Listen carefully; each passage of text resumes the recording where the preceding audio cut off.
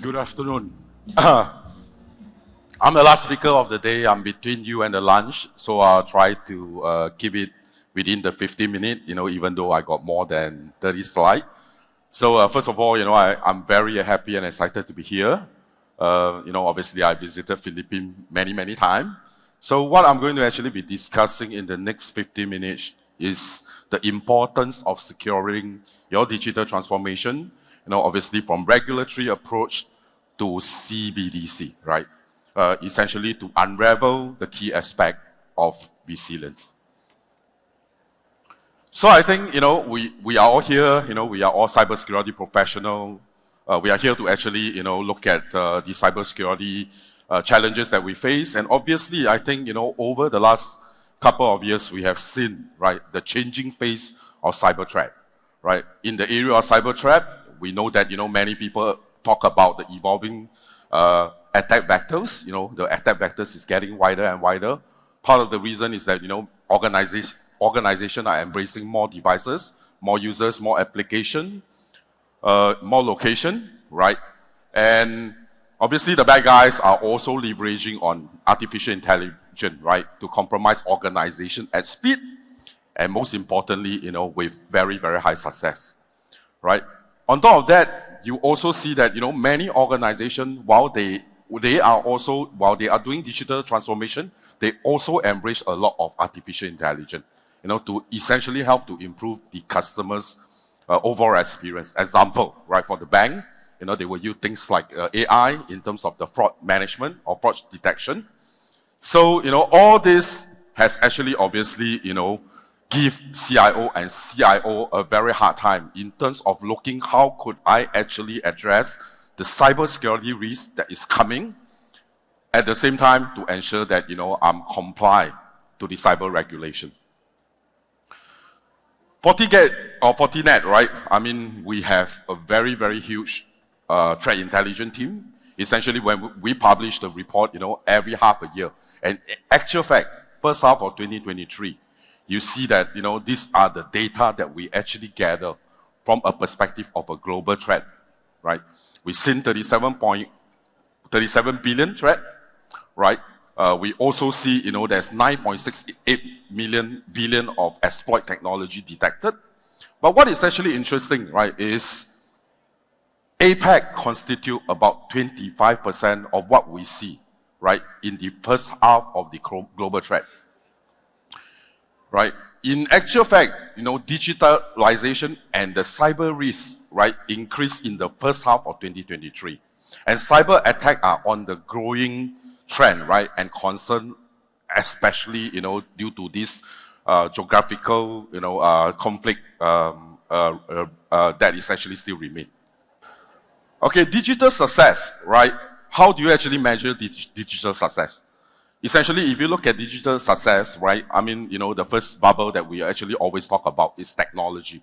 How organization leveraging on technology, innovative kind of technology to help them to improve their overall business, either engagement with the customers or operation, right? And obviously, security is very critical to ensure that technology deliver as expected, right? Because if you have an innovative technology, but it's not delivering as expected because of security, that would be a problem. Obviously, organization, has a great incentive right now to actually promote collaboration, right, and transparency. And as a result, organization require a security-savvy workforce to essentially maximize best practice security strategy. Obviously, governance is a big part, right? Governance is all about establishing accountability and ownership. And this has to go from all the way, right, to the board, to the customers, right, and making sure that, security is actually being put in place, right? Of course, data as well as processes. As part of the digital success, you need to actually improve the processes. You need to look at the data protection, right? So security is required, again, to actually protect the data as well as the processes to reduce the complexity, as well as extend across all the value chain, right, from third party to the customer ecosystem. Accenture actually came out a very interesting, study, right?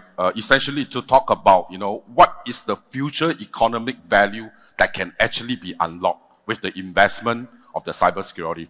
But when we talk about cybersecurity investment, right, what is actually really important is that the cybersecurity investment, if you done it correctly, right, it will allow you to grow at the speed that you want, obviously while managing your cyber risk.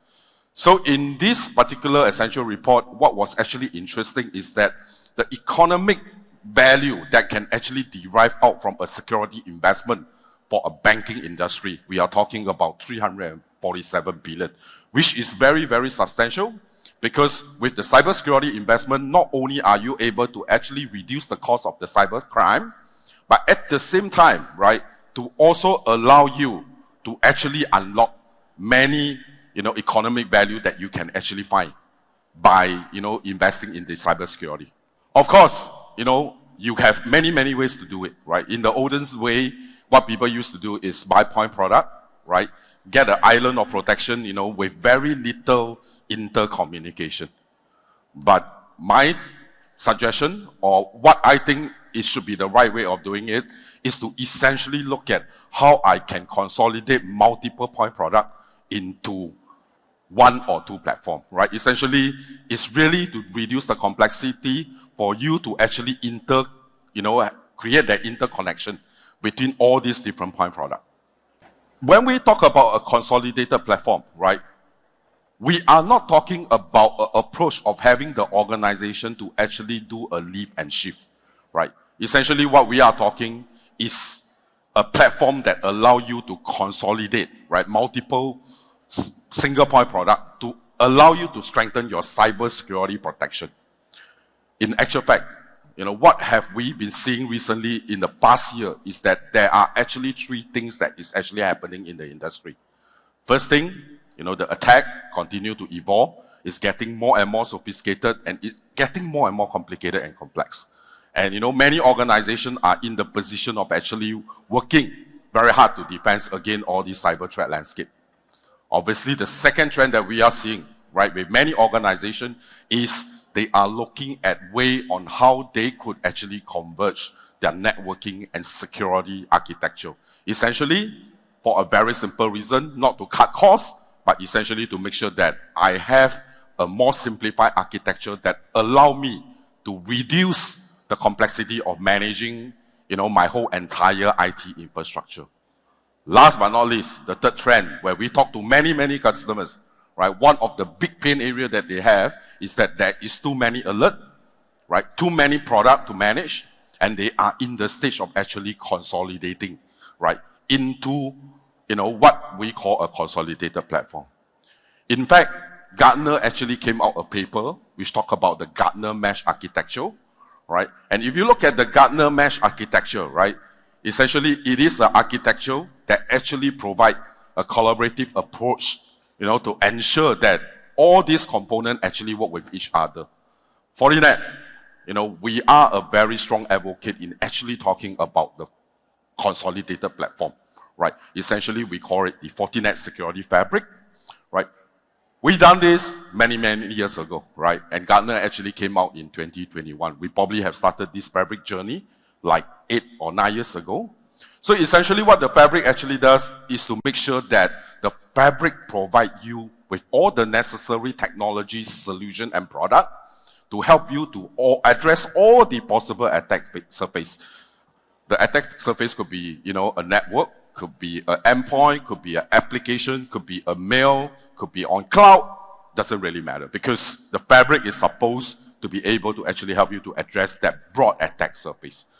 What is also important is that we understand the value, what the integration can actually bring to the customer if all these solutions are all integrated, right?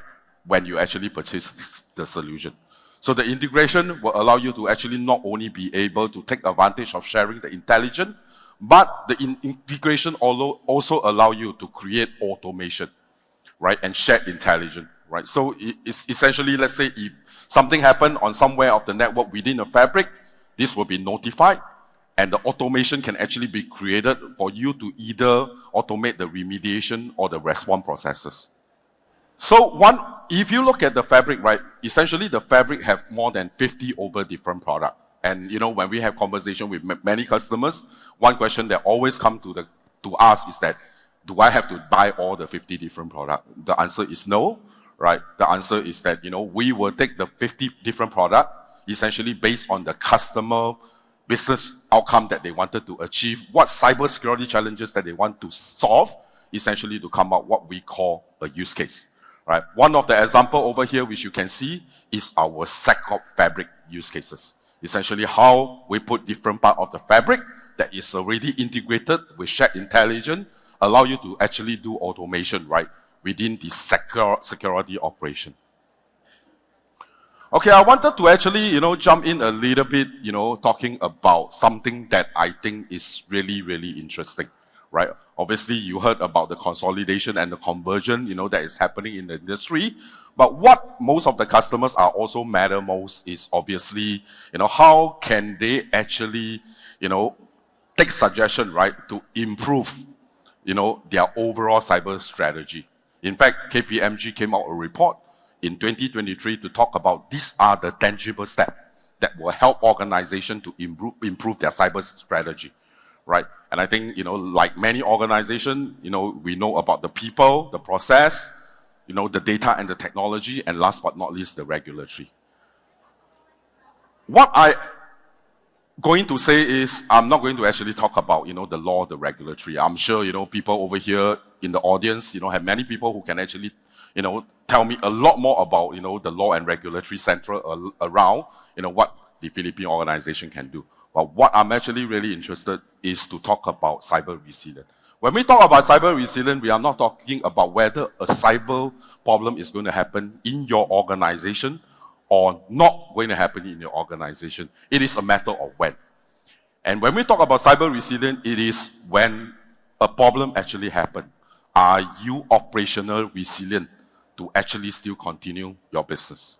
So there are many, many global, effort that is actually going on, in various countries, various vertical, talking about how, they actually wanted to put in things like regulatory measure, Cybersecurity Act, right? And you can see over here, within the FSI industry, right, there are many things that has actually happened, right? We got this BCBS, which is the Principle for Operation Resilience, that is actually coming out. Then we got the EU Digital Operation Resilience Act, right? We got the Hong Kong HKMA, obviously. Singapore, we got the MAS, all right?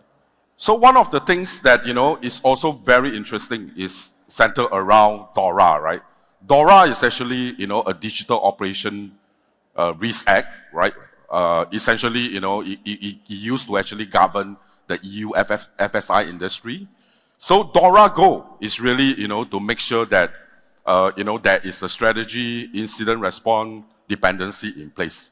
But what is also interesting in DORA is that in the Digital DORA Act, right, there is a Resilient Act that talk about, the ICT risk management, which is Article 5 to Article 16. Right, so if you look at this Article 5 to Article 16, it is very, very closely mirror again the NIST CIS, which is the cybersecurity framework. So, obviously, these are the various Fortinet security fabric solution that is being aligned, right, to this ICT, risk management framework. Okay, so what we see, in fact, actually, when I was actually talking to many of the banking executives, this is what one of the very senior banking executives were actually sharing with me. He was talking, the trend that he actually see, especially in the FSI area, is that, it will be regular focus on cyber resilience, right? Things like, it will cover things like increase in the regulatory oversight. It will have mandatory cyber standard that organization, in the FSI need to implement.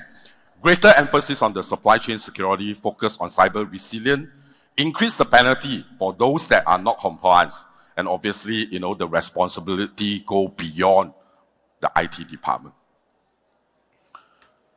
So with that, I just wanted to talk a little bit about a topic that I think is extremely interesting, especially, when we talk about the FSI, right? When we talk about CBDC is really a cyber, a central bank digital currency, right? It's actually typically issued by the country. It has a fixed value, right? It's not moving here, right? And it's very similar to a cryptocurrency. The only thing is that, is governed by the country. So when we talk about CBDC, right, there are actually a few types of CBDC ownership, right? We got the account-based ownership, we got the token-based ownership.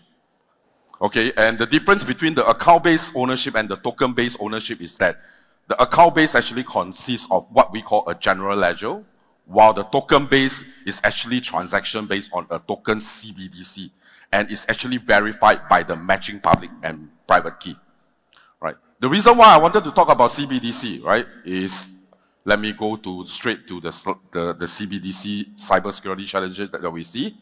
So if you look at CBDC, one of the things that we need to be aware of, right, is the trend landscape for CBDC system. So as you can see over here, I have actually highlighted, quite a lot of, cybersecurity challenges that we will see. These are all the threat landscape for a CBDC system, which I think is very valuable to share, especially for the bank as you actually start embarking, the CBDC system. Okay, so I wanted to sum up because my time is up. Okay, so let me go to the last few slides, right? So I think, for organizations who are looking at CBDC, I think it is a critical intersection. You need to understand, the cyber threat landscape, for CBDC. So these are, something that I would love to share, as part of the slide, right? So, yeah, as part of this, the last slide that I have is, when you are addressing cybersecurity challenges, it is important to actually select and partnership, with the right cybersecurity vendor, right? Essentially to look at, how do you actually improve the digital experience? How do you reduce the digital risk? And obviously, extending, what we see, is that more and more critical infrastructure, right, are very, very important in actually looking at securing them as well. So with that, thank you. Thank you very much, Mr. Chua of Fortinet, right there. Thank you. For that fully loaded, actually, presentation that you just gave us. Now, he was talking about how security is really at the core of digital success and talking about how to anticipate the threat evolution while still complying with regulatory practices as well as standards, and that ensuring digital success comes with the right security investment and, reducing the complexity of consolidating platforms and also the importance of cyber resiliency as well. So once again, thank you, Mr. Kelvin Chua of Fortinet.